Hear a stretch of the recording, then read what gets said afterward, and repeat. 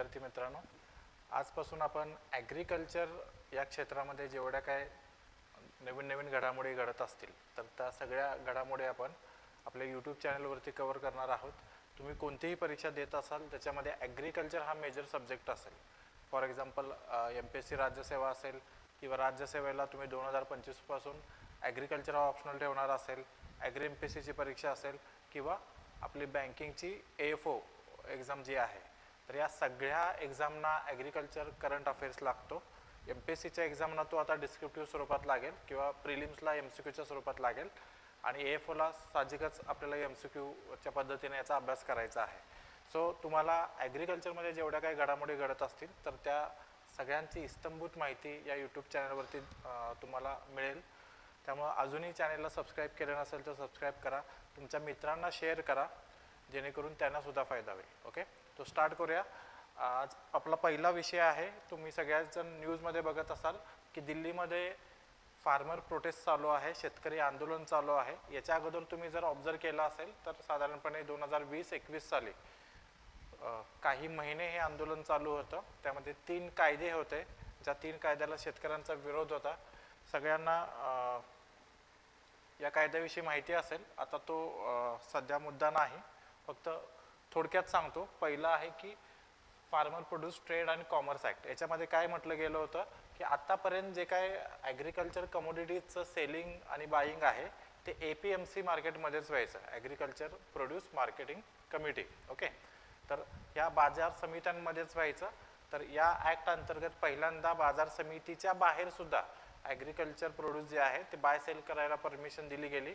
आता याचे काही फायदे पण आहेत, काही तोटे पण आहेत. ओके, APMCमध्ये मोठ्या प्रमाणावरती भ्रष्टाचार आहे, मिडलमनची साखळी वाढलेली आहे, त्यामुळे फार्मर्सला कमी पैसे मिळतात. ओके, तर याच्यातले याला पर्याय म्हणून मग APMCच्या बाहेर सुद्धा बाय आणि सेल करायला गव्हर्नमेंटकडून परमिशन या कायद्यान्वये दिली गेली होती. पण याच्यात धोके सुद्धा आहेत, कारण याच्यामध्ये बाहेरच्या माणसांकडून फसवणूक वगैरे होऊ शकते. ज्याच्याकडे साधा पॅन आहे त्याला ट्रेडिंग करायला याच्यान्वये इलिजिबल केलं गेलं होतं.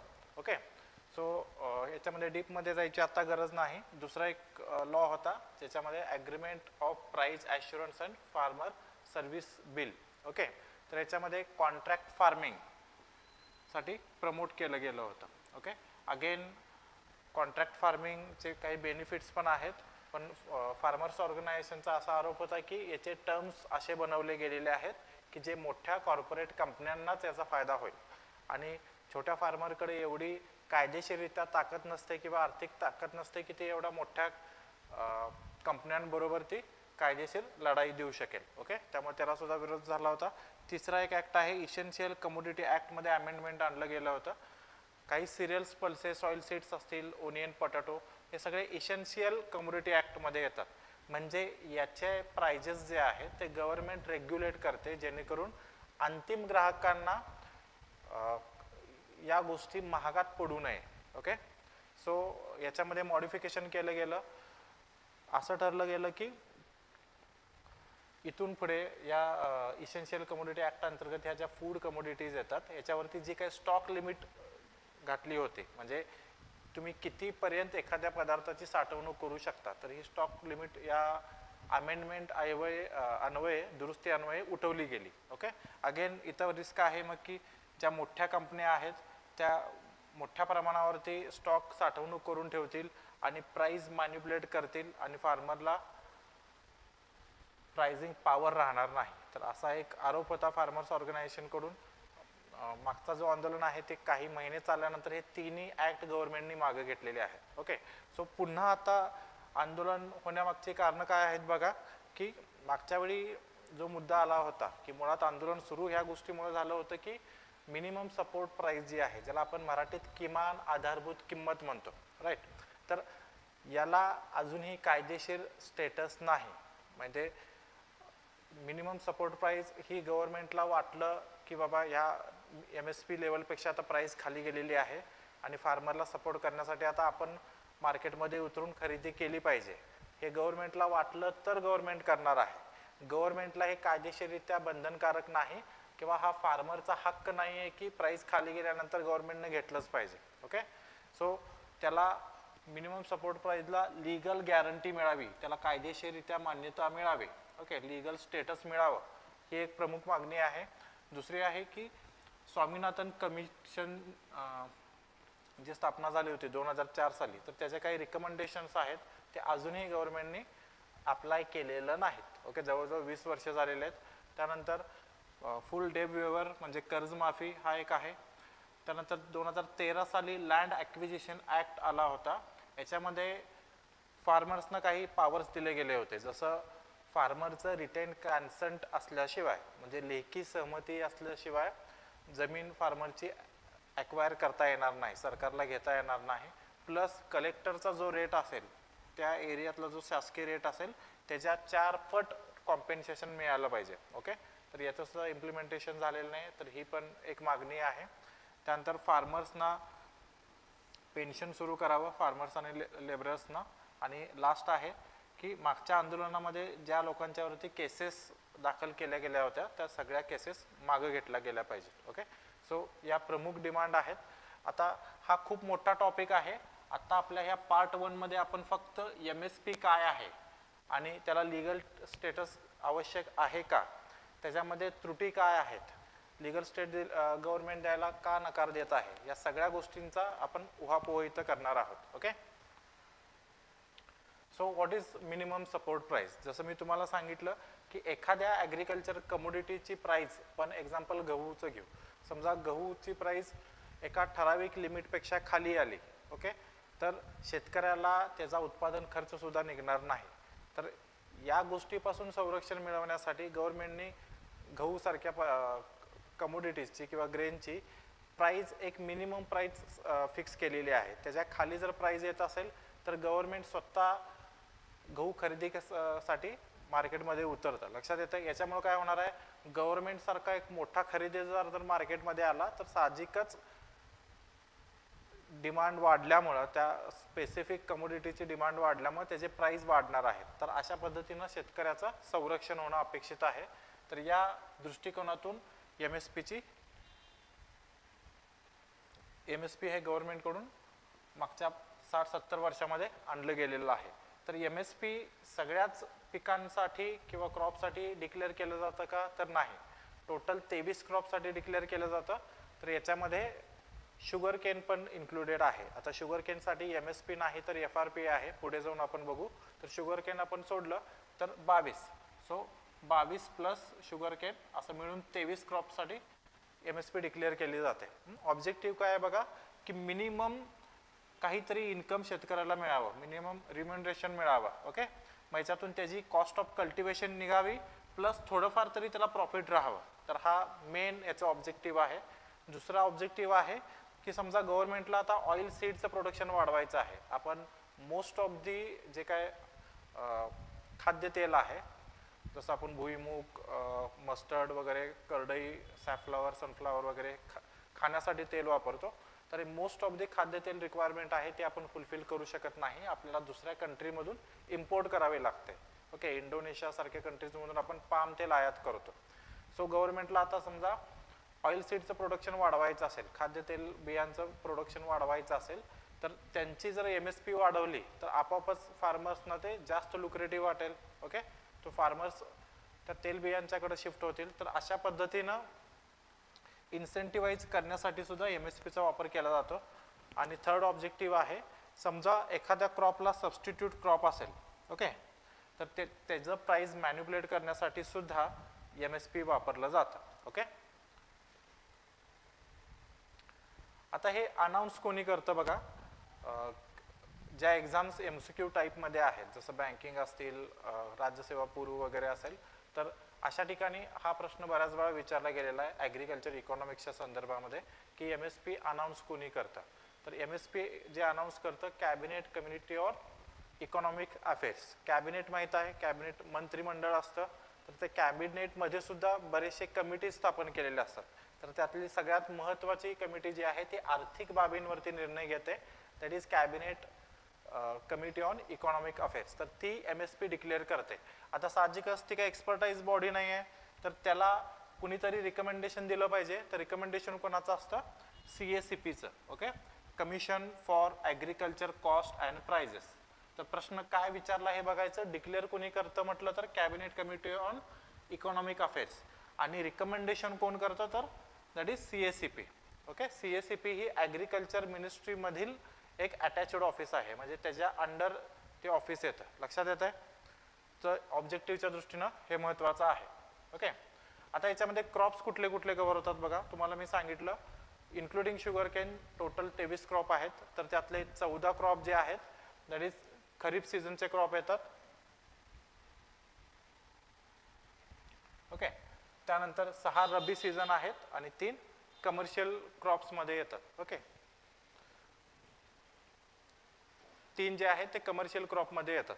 त्यानंतर तुम्ही जर क्रॉप टाईप वाईज जर त्याचं डिस्टिंग्विश घेतलं तर 7 सिरियल्स आहेत. आता MSP कुठल्या कुठल्या क्रॉपला डिक्लेअर केलं जातं हे तुम्हाला पाठ असलं पाहिजे. ओके, मेजरली पॅडी व्हीट आहे, त्यानंतर मेज, बाजरा, ज्वार, रागी, बार्ली. पल्सेसमध्ये बघा चना, अरहर ज्याला आपण तूर म्हणतो, उडीद, मूग आणि मसूर. 7 ऑइल सीड्स क्रॉप आहेत आणि 3+1 कमर्शियल क्रॉप, म्हणजे याच्यामध्ये कॉटन आलं, कोपरा आलं, त्यानंतर रॉड जीव आणि शुगर केनसाठी FRP. ओके, असं मिळून टोटल 23 क्रॉपना MSP डिक्लेअर केली जाते. आता MSP ची जी काय प्राइस आहे ती कशा पद्धतीनं आपण डिक्लेअर करतो. ओके, तर त्यासाठी कुठल्या कुठल्या क्रायटेरिया वापरल्या जातात. साहजिकच जर आपण एखादी क्रॉपची प्राइस जर आपल्याला डिक्लेअर करायची असेल तर याच्यामध्ये मेजरली आपण काय बघितलं पाहिजे, त्याची कॉस्ट ऑफ प्रोडक्शन काय आहे. सो कॉस्ट ऑफ प्रोडक्शन, त्याची मार्केटिंग कॉस्ट काय आहे, फार्मरच्या ज्या बाय सेलच्या रिक्वायरमेंट आहेत, फार्मर कुठल्या कमोडिटी बाय करतात, कुठल्या सेल करतात, तर त्यांचं प्राइस व्हेरिएशन काय आहे, ॲग्रिकल्चर कमोडिटीचं इंटरनॅशनल मार्केटमध्ये सध्या रेट्स काय आहेत. ओके, किंवा पुढे जाऊन ट्रेंड काय असणार आहे. तर या सगळ्या गोष्टींचा किंवा प्रोसेसिंगला काय रिक्वायरमेंट आहे, आपण एक्सपोर्ट किती करतो, इम्पोर्ट किती करतो, तर या सगळ्या गोष्टींचा विचार करून MSP डिक्लेअर केली जाते. ओके, आता MSP डिक्लेअर करताना थोडं टेक्निकॅलिटीजमध्ये तुम्ही जर गेला तर याच्यामध्ये प्राइजेस पण कुठले कुठले आहेत. ओके, प्रोडक्शन कॉस्ट कुठले कुठले आहेत असा पण प्रश्न विचारला जातो. तर 3 पद्धतीचे प्रोडक्शन कॉस्ट काढले जातात. पहिलं जे आहे ज्याला आपण A2 कॉस्ट म्हणतो, ह्याच्यामध्ये फार्मर कडून जे कॅश किंवा इन काइंड डिरेक्टली पेमेंट केलं जातं. जसं फार्मरना बघा सीड खरेदी करायला पैसे लागणार आहेत, फर्टिलायझरला लागणार आहेत, पेस्टिसाईडला लागणार आहेत, काही लेबर्स हायर केले असतील मजूर तर त्यांना लागणार आहेत, लँड जर लीज केली असेल त्याला आहे, त्यानंतर फ्युएल कॉस्ट आहे. ओके, त्यानंतर इरिगेशन कॉस्ट आहे. ही सगळी कॉस्ट जी डायरेक्टली फार्मरला पे करावी लागते ती A2 कॉस्टमध्ये येते. आता याच्या पुढची कॉस्ट आहे A2 plus FL for family labour. A2 कॉस्टमध्ये तुम्ही जर फॅमिली लेबर ॲड केला ज्याला आपण डिरेक्टली पे करत नाही. ओके, आपल्या फॅमिलीमधील समजा एखादा आपला भाऊ जर शेतात काम करत असतील, वडील पण काम करत असतील, तर वडील त्या आपल्या भावाला पेमेंट तर करत नाहीत कारण तो फॅमिलीतलाच आहे, पण याचा अर्थ त्याच्या लेबरची काहीच व्हॅल्यू नाही असं होत नाही. त्यामुळं फॅमिली लेबरची कॉस्ट ज्यावेळी आपण इन्क्लूड करतो त्यावेळी त्याला आपण A2 प्लस FL म्हणतो. ओके, आणि थर्ड कॉस्ट आहे त्याला आपण C2 कॉस्ट म्हणतो. आता C2 कॉस्ट काय की A2 कॉस्ट त्यामध्ये आपण फॅमिली लेबर ॲड केलं. आता त्याच्यामध्ये पुन्हा आपण 2 गोष्टी जर ॲड केल्या, समजा तुमची स्वतःचीच लँड आहे. ओके, पण ती लँड समजा रेंटनी घेतली असते तर रेंट किती आलं असतं, तर रेंट पण त्यामध्ये तुम्ही ॲड करायचं आहे. प्लस तुमचं काही फिक्स्ड ॲसेट्स आहेत, जसं तुमच्याकडं ट्रॅक्टर आहे. ओके, तर ट्रॅक्टरचा काहीतरी मेंटेनन्स कॉस्ट असणार आहे, पंप असेल तर पंपचा काहीतरी मेंटेनन्स कॉस्ट आहे. ओके, त्याची रेंटल काहीतरी व्हॅल्यू आहे, तर ती ज्यावेळी आपण ॲड करतो त्यावेळी त्याला C2 गोष्ट म्हटली जाते. ओके, C2 प्राइस म्हटली जाते. आता C2 प्राइस जी आहे that is most comprehensive cost. त्याच्यामध्ये शेती करून उत्पादन काढण्यासाठी जेवढा काही सगळे खर्च येतात तर ते सगळे खर्च याच्यामध्ये इन्क्लूड केलेले आहेत. लक्षात येत आहे. Okay, so C2 is most comprehensive cost. विचारलं जाऊ शकेल की खालीलपैकी कोणती मोस्ट कॉम्प्रिहेन्सिव्ह कॉस्ट आहे किंवा याच्यामध्ये काय इन्क्लूड केलं जातं किंवा काय केलं जात नाही. ओके, आता commission on agriculture cost prices याच्यापैकी कुठली कॉस्ट कन्सिडर करते. ओके, तर बघा जनरली पूर्णपणे C2 कॉस्ट पण ही कन्सिडर करते, पण ज्यावेळी फार्मरचं रिटर्न आपण बघत असतो, रिटर्नमध्ये मात्र आपण A2 प्लस FL म्हणजे टोटल त्यांनी केलेलं पेमेंट प्लस फॅमिली लेबरची कॉस्ट एवढीच कॉस्ट रिटर्नच्या दृष्टीने धरली जाते. ओके, पण MSP कन्सिडर करताना मात्र हे तिन्ही कॉस्ट पकडले जातात. लक्षात येत आहे? टाइप्स ऑफ कॉस्ट लक्षात आल्या?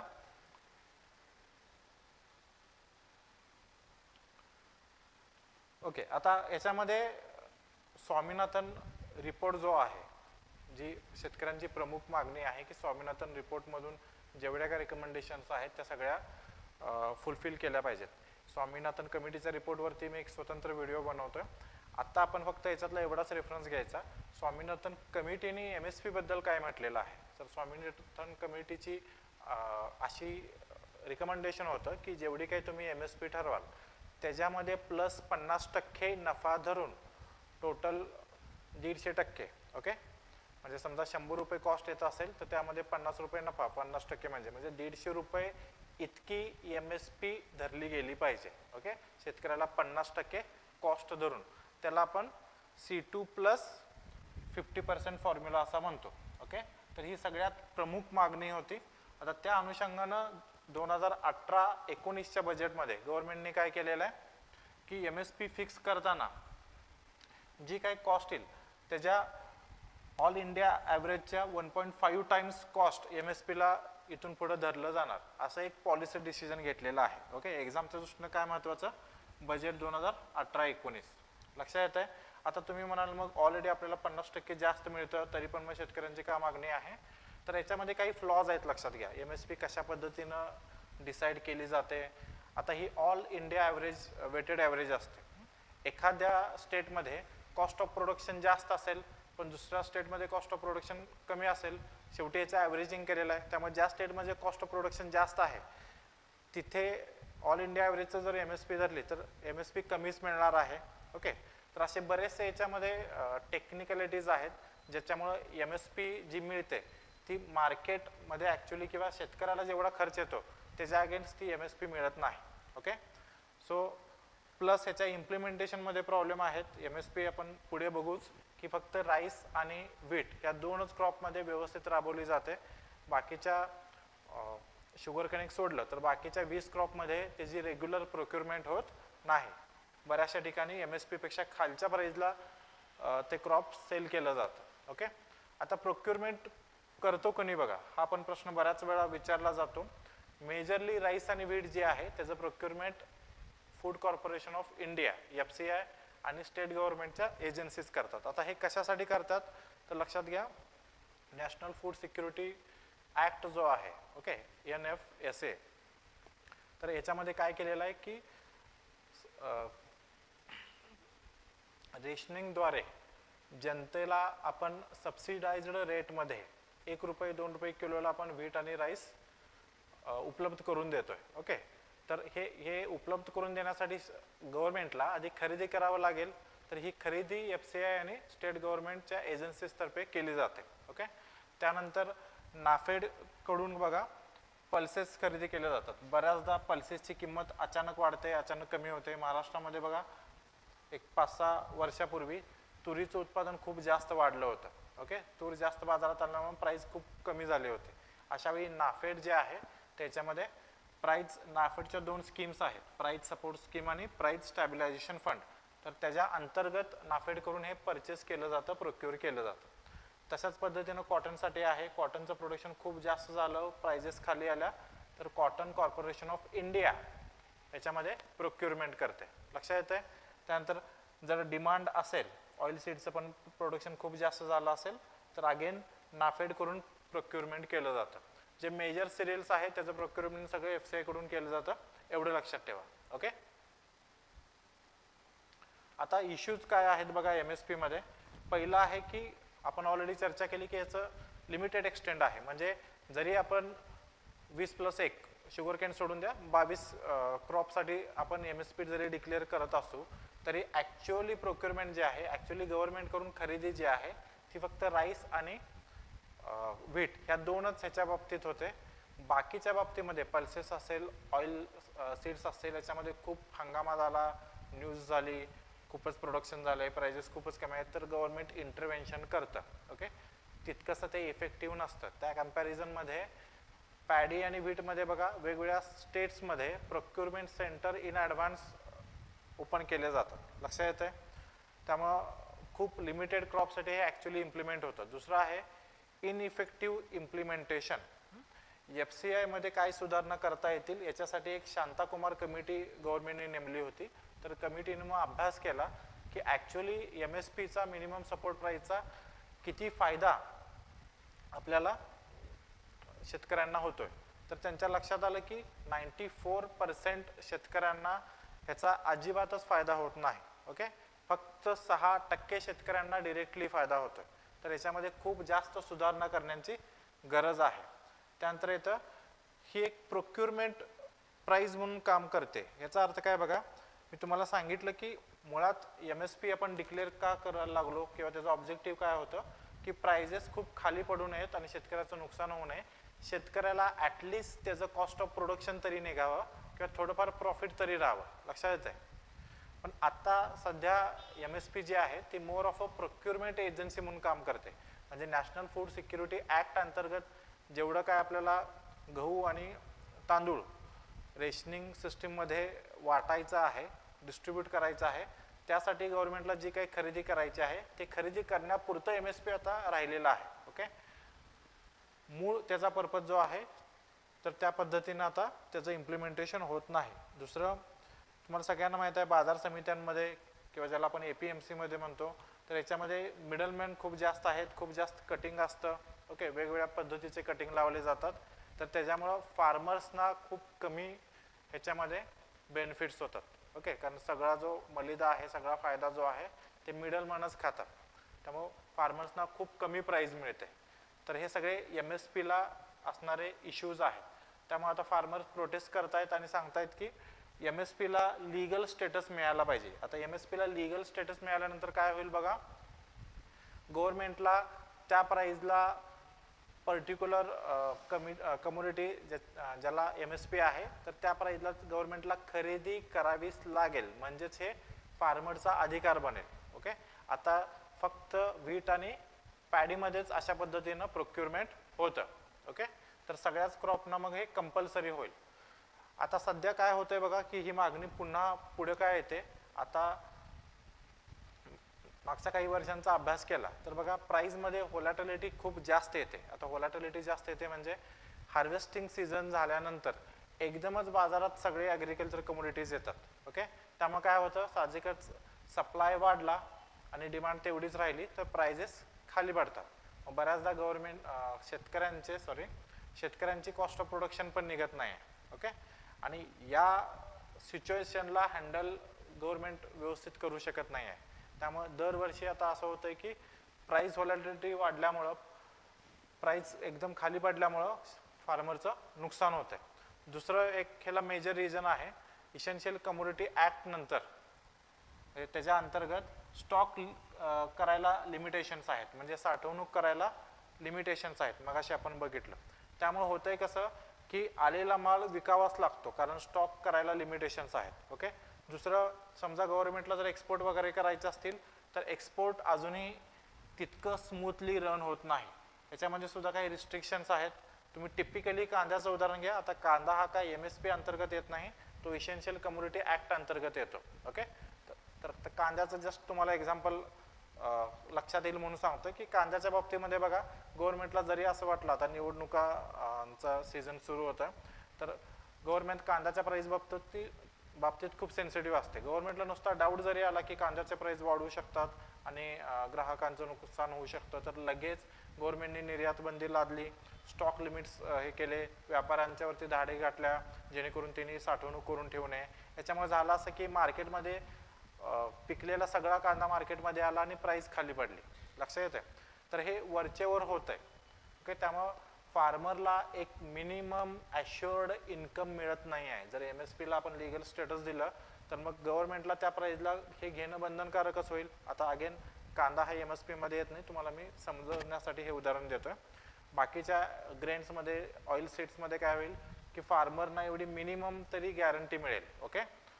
त्यानंतर तिसरं आहे अगदी स्वातंत्र्य काळापासून आपल्या ज्या पॉलिसी राहिलेल्या आहेत तर त्या फूड इन्फ्लेशन म्हणजे फूडमध्ये जी काही महागाई आहे तर ती चेक करण्यासाठी त्या पद्धतीनं आपण पॉलिसी राबवतोय. म्हणजे काय करतोय, थोडी जरी फूडमध्ये महागाई आली, ओके, अन्नधान्यामध्ये महागाई आली तर लगे आपण गव्हर्नमेंट पॉलिसी राबवून फूड इन्फ्लेशन खाली आणतोय. म्हणजेच काय, आपल्या ज्या पॉलिसी आहेत त्या सगळ्या ग्राहक केंद्री पॉलिसी आहेत. मग याच्यामध्ये स्वातंत्र्य काळापासून प्रत्येक गव्हर्नमेंटने अशाच पॉलिसी राबवलेल्या आहेत की ग्राहक केंद्री भूमिका घेतलेली आहे. याच्यामुळे काय होतंय, मग शेतकऱ्यांचं नुकसान होतंय. समजा 1-2 सीझनला एखाद्या कमोडिटीला प्राइस चांगली मिळाली नसेल, शेतकऱ्यांचं नुकसान झालं असेल, आणि तिसऱ्या सीझनला खूप चांगले प्राइजेस मिळालेत कारण मार्केटमध्ये सप्लाय कमी असल्यामुळं, डिमांड तेवढीच असल्यामुळं पुन्हा प्राइजेस खूप वाढलेले आहेत. ओके. अशा केसमध्ये गव्हर्नमेंट इंटरव्हेन्शन करून प्राइस सप्रेस करते. म्हणजे ज्यावेळी फार्मरला 4 पैसे मिळणार असतात तर फार्मरला ते मिळू दिलं जात नाही. ओके. त्यामुळं अशा ग्राहक केंद्रित भूमिकामुळे, आता ग्राहक केंद्रित भूमिका घेतली नाही पाहिजे का, तर तसं नाही, पण हा बॅलन्स पण साधता आला पाहिजे की शेतकऱ्यांना पण नफा राहिला पाहिजे आणि ॲट द सेम टाइम ग्राहकांना पण अफोर्डेबल किमतीमध्ये उपलब्ध झाले पाहिजेत. ओके. त्यासाठी तशा मेजर्स पण घेता येतात, पण शेतकऱ्यांना म्हणजे फूड इन्फ्लेशन कमी करून ग्राहक केंद्रित भूमिका घेणं सोपं असल्यामुळं सगळे गव्हर्नमेंट तशा पद्धतीनंच भूमिका घेतल्या जातात. ओके. तर या सगळ्या गोष्टींमुळं वर्षानुवर्ष आता शेतकऱ्याचं खूप नुकसान होत आहे आणि त्याचा कॉस्ट ऑफ प्रोडक्शन जे आहे, उत्पादन खर्च सुद्धा निघत नाही आहे.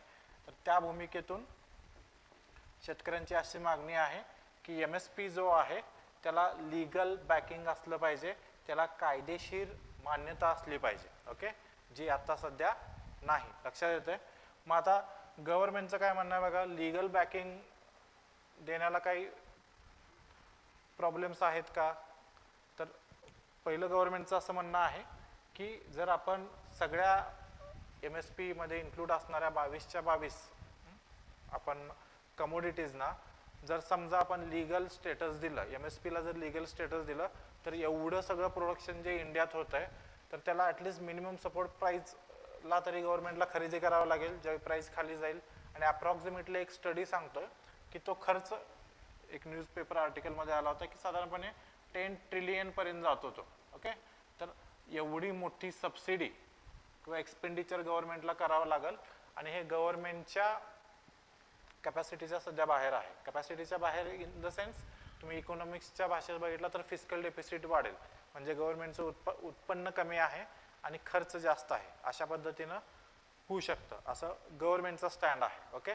पुढचं इश्यू आहे की फूड ग्रेड मॅनेजमेंट. आता गव्हर्नमेंटने समजा उद्या ठरवलं सुद्धा की आपण MSP ला लीगल स्टेटस द्यायचं आणि जे काय प्राइस खाली गेले की आपण कंपल्सरी खरेदी करायचं, तर हा खरेदी केलेले ग्रेन्स जे आहेत, ॲग्रिकल्चर कमोडिटीज आहेत, हे साठवण्यासाठी आपल्याकडे तेवढे गोडाऊन्स शिल्लक नाही आहेत, तेवढे रिसोर्सेस नाही आहेत की जे हे सगळं आपण स्टॉक मॅनेज करू शकू.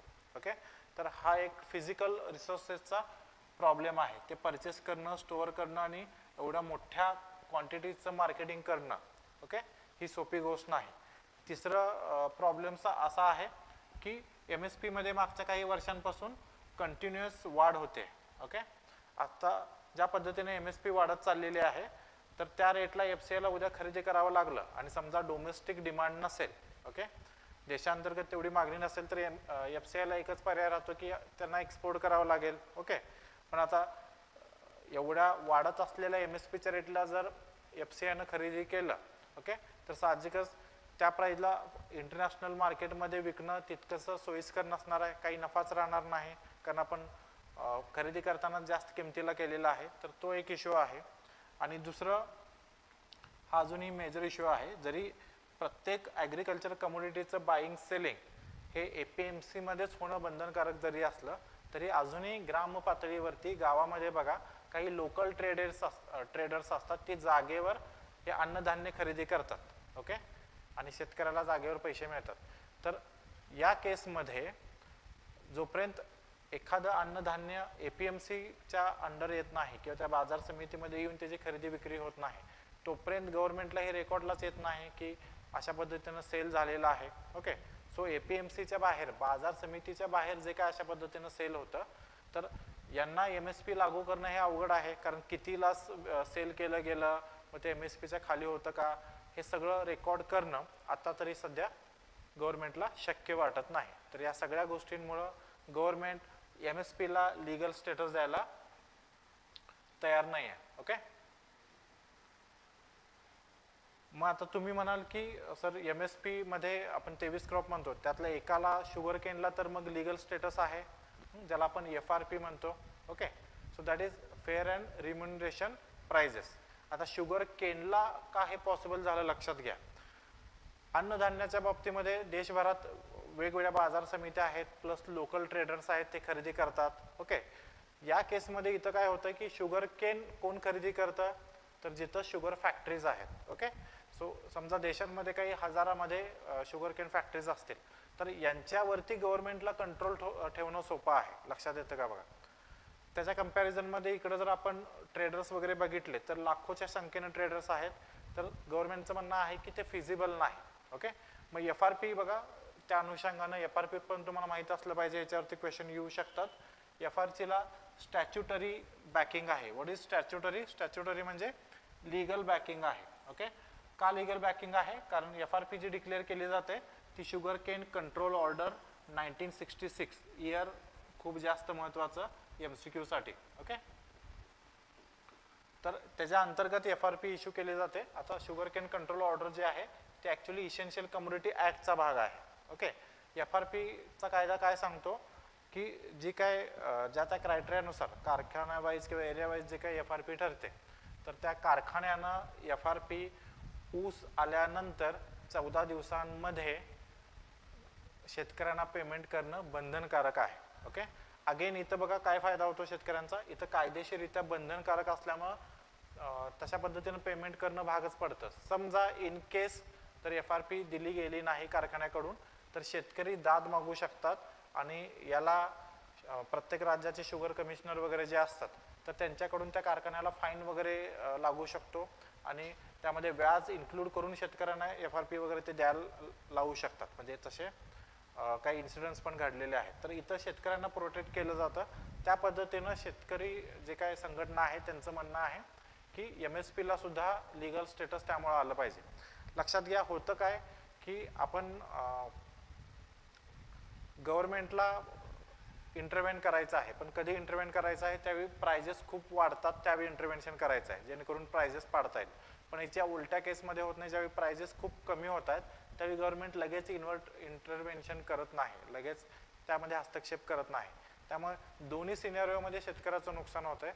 त्यामुळे शेतकऱ्यांना MSPला कायदेशीर दर्जा मिळावा या मागणीपर्यंत आलेले आहेत. ओके, आपण दोन्ही बघितला साईड की कायदेशीर मान्यता देणं गव्हर्नमेंटला का फिजिबल वाटत नाही, पण ॲट द सेम टाईम शेतकऱ्यांची पण ही मागणी का योग्य आहे हे पण आपण बघतोय, कारण शेतकऱ्यांना मिनिमम ॲश्युअर्ड प्राईस कुठल्याच बाबतीत मिळत नाही आहे. ओके, कॉस्ट ऑफ प्रोडक्शन दरवर्षी वाढत चाललेलं आहे, कारण महागाई वाढत चाललेली आहे. त्या कंपॅरिझनमध्ये जे काही शेतकऱ्याचं इन्कम आहे ते वाढत नाही आहे, कारण MSP 2 क्रॉप सोडले तर बाकीच्या क्रॉपमध्ये व्यवस्थित लागू केली जात नाही. ओके, सो MSPमध्ये सुद्धा काही रिस्ट्रक्चरिंग करणं, त्यामध्ये सुधारणा करणं अपेक्षित आहे. ओके, सो आपण MSP बद्दलचा हा टॉपिक होता, आपण इथंच थांबू. पुढच्या काय ज्या मागण्या आहेत, जसं स्वामीनाथन कमिटीचा रिपोर्ट काय आहे, तर त्याविषयी एक डिटेल मी व्हिडिओ बनवेन. तुम्हाला जर व्हिडिओ आवडला तर त्याला लाईक करा, अजून चॅनेल सबस्क्राईब केलं नसेल तर सबस्क्राईब करा, तुमच्या मित्रांना सुद्धा शेअर करा जेणेकरून त्यांना सुद्धा या गोष्टीचा फायदा होईल. इथंच थांबूया. थँक्यू.